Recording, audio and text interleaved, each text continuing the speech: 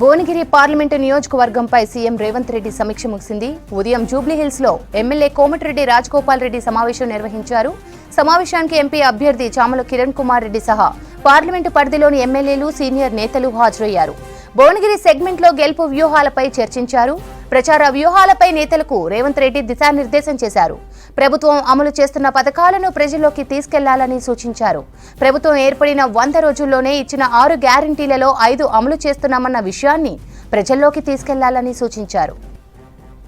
Bhuvanagiri parliament నియోజకవర్గంపై CM Revanth Reddy సమీక్ష ముగిసింది. ఉదయం జూబ్లీహిల్స్ లో ఎమ్మెల్యే కోమటిరెడ్డి రాజగోపాల్ రెడ్డి సమావేశం నిర్వహించారు. ఈ సమావేశానికి ఎంపీ అభ్యర్థి చామల కిరణ్ కుమార్ రెడ్డి సహా పార్లమెంటు పరిధిలోని ఎమ్మెల్యేలు, సీనియర్ నేతలు హాజరయ్యారు. భువనగిరి సెగ్మెంట్ లో గెలుపు వ్యూహాలపై చర్చించారు.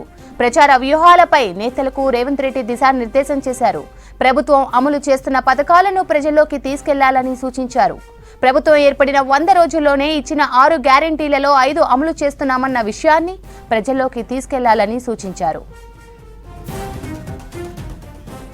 భువనగిరి పార్లమెంటు నియోజకవర్గంపై సీఎం రేవంత్ రెడ్డి సమీక్ష ముగిసింది. ఉదయం జూబ్లీహిల్స్ లో ఎమ్మెల్యే కోమటిరెడ్డి రాజగోపాల్ రెడ్డి సమావేశం నిర్వహించారు. సమావేశానికి ఎంపీ అభ్యర్థి చామల కిరణ్ కుమార్ రెడ్డి సహా పార్లమెంటు పరిధిలోని ఎమ్మెల్యేలు, సీనియర్ నేతలు హాజరయ్యారు. భువనగిరి సెగ్మెంట్ లో గెలుపు వ్యూహాలపై చర్చించారు. ప్రచార వ్యూహాలపై నేతలకు రేవంత్ రెడ్డి దిశానిర్దేశం చేశారు.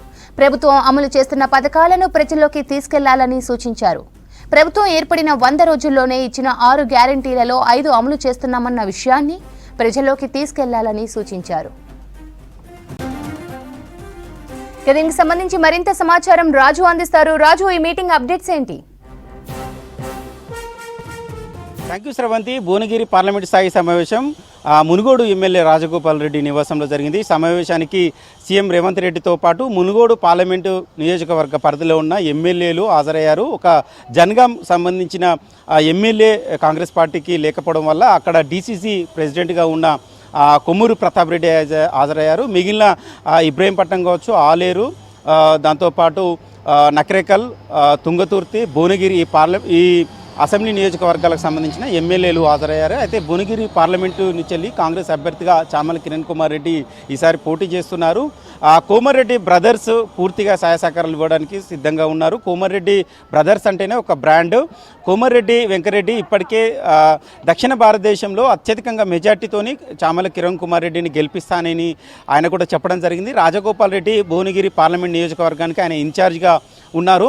ఆయననే పూర్తి బాధ్యతలు తీసుకుంటారు. ఆయననే ప్రచార కార్యక్రమాలు కావచ్చు అంతా ఆయననే భుజాన వేసుకొని చూసుకోవాల్సిన బాధ్యత ఉంది అని కూడా సీఎం రేవంత్ రెడ్డి సమావేశంలో చెప్పారు. దానికి కూడా రాజగోపాల్ రెడ్డి సానుకూలంగా వ్యక్తం చేశారు. భువనగిరి పార్లమెంటు మొన్నటి వరకు అక్కడ ఎంపీగా ఉన్న కోమారెడ్డి వెంకరెడ్డి, కోమారెడ్డి కుటుంబానికి సంబంధించిన సీటు కాబట్టి వాళ్ళే ఈసారి చామల కిరణ్ కుమార్ రెడ్డి టికెట్ రావడంలో కీలక పాత్ర పోషించారు. వాళ్ళ కుటుంబ సభ్యులకు గట్టిగా బలంగా టికెట్ ఇవ్వాలని కోరలేదు. ఎవరికిచ్చినా తాము గెలిపించడానికి సిద్ధంగా ఉన్నామని కూడా ఏఐసీసీ నోటీసులో కూడా ఉంది. సో ఈసారి భువనగిరి పార్లమెంటు నియోజకవర్గ అభ్యర్థిగా చామల కిరణ్ కుమార్ రెడ్డిని భారీ మెజార్టీతో గెలిపించాలని కూడా సీఎం రేవంత్ రెడ్డి చెప్పారు. ఎక్కడ నేతలు డిస్టర్బెన్స్ కాకుండా భిన్నాభిప్రాయాలు, భేదాభిప్రాయాలు లేకుండా కలిసికట్టుగా పనిచేయాలని ఒక దిశానిర్దేశం చేశారు. అయితే మిగతా సంబంధించిన హాజరైన ఎమ్మెల్యేలు కూడా తమ అసెంబ్లీ పరిధిలో భారీ మెజార్టీతోని కూడా గెలిపించే ప్రయత్నం చేస్తామని కూడా సీఎం రేవంత్ రెడ్డి కూడా హామీ ఇచ్చారు. ఈ నెల 21న చామల కిరణ్ కుమార్ రెడ్డి నామినేషన్ దాఖలు చేయనున్నారు. ఆ నామినేషన్ దాఖలు చేసే సమయంలో PCC chief CM Revanth Reddy, Komareddy Venkat Reddy కూడా హాజరవుతారు అని కొద్దిసేపటి క్రితం రాజగోపాల్ రెడ్డి కూడా చెప్పారు. అయితే ఉమ్మడి నల్గొండ జిల్లాకు సంబంధించి అటు నల్గొండ పార్లమెంటు కావచ్చు, భువనగిరి పార్లమెంటు కావచ్చు, ఈ 2 పార్లమెంటు కాంగ్రెస్ పార్టీకి కంచుకోటగా ఉంటాయి. 2 పార్లమెంటు సీట్లు ఈజీగా గెలుస్తాయి. ఈజీగా గెలవచ్చు అనేది కాదు, ఈజీగా గెలిచినాం అనేది కాకుండా భారీ మెజార్టీతో గెలిచినాం అనేది లాగా ఉండాలి. ఎందుకంటే కాంగ్రెస్కు నల్గొండ అనేది, ఉమ్మడి నల్గొండ అనేది కంచుకోటగా ఉన్నది. అక్కడ కోమారెడ్డి బ్రదర్స్ కావచ్చు, ఉత్తమ్ కుమార్ రెడ్డి కావచ్చు, జానారెడ్డి లాంటి సీనియర్ నాయకులు ఉన్నారు. కాబట్టి కాంగ్రెస్ అభ్యర్థులుగా అటు నల్గొండలో ఉన్న రఘువీర్ రెడ్డి కావచ్చు, భువనగిరిలో ఉన్న చామల కిరణ్ కుమార్ రెడ్డి కావచ్చు భారీ మెజార్టీతో గెలవాలి అనేది ఈ మీటింగ్లో ముఖ్య ఉద్దేశంగా మారింది. దానికి హాజరైన ఎమ్మెల్యేలు కూడా సానుకూలంగా వ్యక్తం చేశారు. ప్రతి ఇంటికి వెళ్ళి కాంగ్రెస్ పార్టీకి ఓటేసేలాగా పనిచేస్తాం. 100 రోజుల పాలనకు సంబంధించిన సంక్షేమ పథకాలను కూడా ప్రతి గడపకు వెళ్ళి వివరిస్తాం. ప్రతి కార్యకర్త కష్టపడి పనిచేసేలాగా ఒక దిశానిర్దేశం చేస్తామని ఎమ్మెల్యేలు కూడా చెప్పడం జరిగింది. ఇక వచ్చే నెల మే ఫస్ట్ వీక్లో ప్రియాంక గాంధీ పర్యటన తెలంగాణలో ఉండబోతుంది. తెలంగాణలో ప్రధానంగా నల్గొండ జిల్లాలో 2 భారీ బహిరంగ సభలకు ప్లాన్ చేస్తున్నారు. ఒకటి నల్గొండ పార్లమెంటు పరిధిలో ఉన్న మిర్యాలగూడలో ఒక భారీ బహిరంగ సభ, అదే రోజు మళ్ళీ చౌటుప్పల్లో అంటే భువనగిరి పార్లమెంటు పరిధికి వచ్చే చౌటుప్పల్ మునుగోడు నియోజకవర్గం అసెంబ్లీ నియోజకవర్గంలో చౌటుప్పల్లో మరొక భారీ బహిరంగ సభకు ప్లాన్ చేస్తున్నారు. ఆ 2 సభలు ఒకే రోజు ప్రియాంక గాంధీ అటెండ్ చేసే అవకాశం ఉంటుంది. అటెండ్ చేసేలాగా ఏర్పాట్లు కూడా చేయాలి. ప్రియాంక గాంధీ మే ఫస్ట్ వీక్లో తెలంగాణ పర్యటన ఉంటుంది. ఫస్ట్ వీక్లో నల్గొండలో 2 భారీ బహిరంగ సభలు ఉండే అవకాశం ఉంటుంది. కాబట్టి మీరంతా కోఆర్డినేట్ చేసుకొని పనిచేయాలి. ప్రియాంక గాంధీ పర్యటనతో మరింత కాంగ్రెస్ పార్టీకి మరింత జోష్ వచ్చే అవకాశం ఉంటుంది. ప్రియాంక గాంధీతో పాటు రాహుల్ గాంధీ పర్యటనలు కూడా ఉండబోతున్నాయి.